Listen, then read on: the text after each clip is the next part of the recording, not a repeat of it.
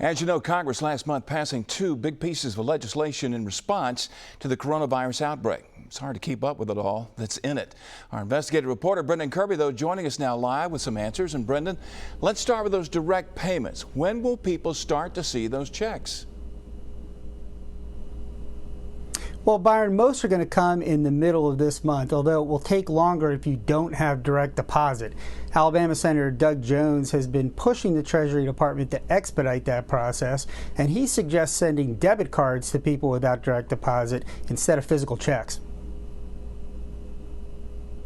How much money everybody is going to get? Well, most individuals will get $1,200 and couples filing jointly will get $2,400. Plus, on top of that, families will be able to get an additional $500 for every minor child. But those amounts are going to phase out for individuals making $75,000 and more, and for couples making over $150,000. We have a calculator on our coronavirus page at fox10tv.com. You can go there and find out exactly how much you can expect. Brendan, I've been getting a lot of questions about this one. What about people on Social Security or disability?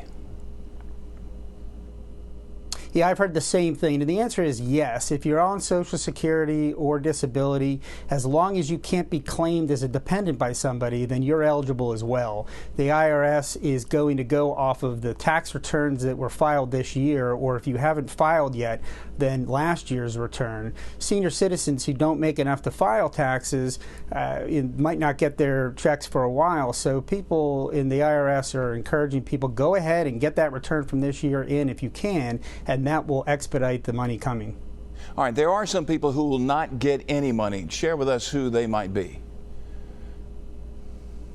Well, sure. As I mentioned before, if your income is too high, you won't be able to qualify. If you're living in the United States illegally, then you're ineligible to receive any benefits. And also, most college students also won't be able to get any money. And there's kind of an interesting thing about the law. If parents can claim you as a dependent, then you won't be able to get any money as a college student. And even for children that are over the age of 16, parents won't be able to claim the credit on them, even if they're living at home. And what about the unemployed?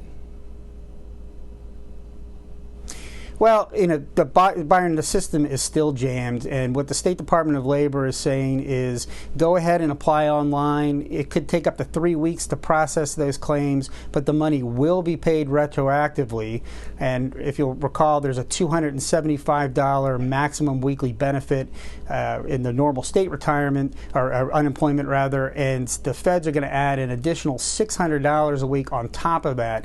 So they say, look, just go ahead and apply if you think you've been affected, and they'll get through it. So the check is in the mail is the short answer, huh?